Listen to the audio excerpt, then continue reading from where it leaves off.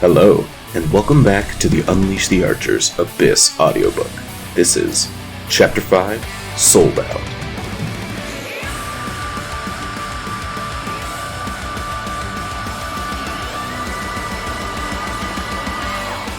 Three ships pursue closely behind as the grandson of the Immortal move frantically across the console, engaging deflector shields and charging positronic weapons while trying to maneuver the gravitational pull of a nearby neutron star.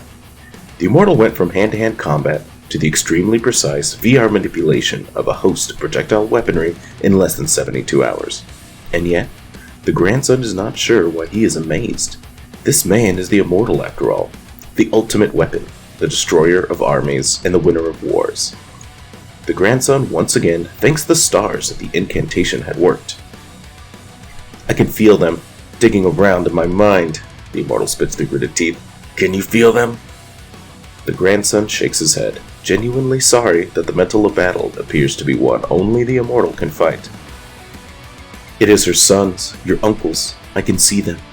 They are trapped by her, forced to obey her just like I was, only this is so much worse.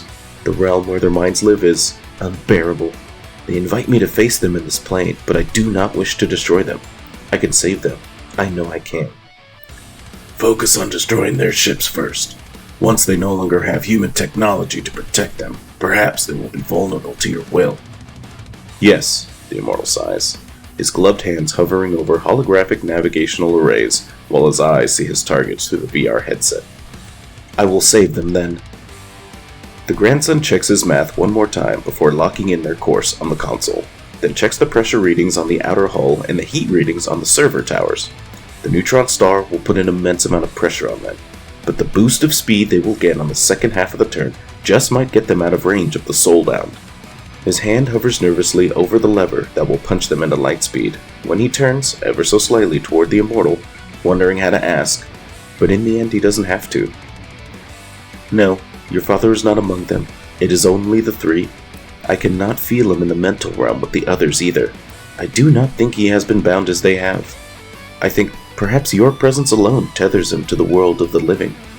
It would seem that all this time your existence has somehow saved him from the powers of the Matriarch." The grandson hangs his head as he leans on the console, holding back tears. He had heard of the Soulbound while traveling, and knew that they were the Matriarch's henchmen, carrying out executions and attending to business abroad for her.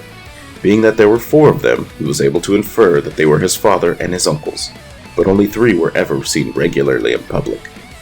This had allowed him to hope that his father had somehow evaded the nightmare that had become their existence. The stories were well known and much repeated. Their bodies decayed like those of corpses, and their eyes were like empty, lifeless chasms. Yet they spoke and moved as men, with unnatural strength and remarkable agility. If they came for you, you did not escape, and you most certainly did not survive.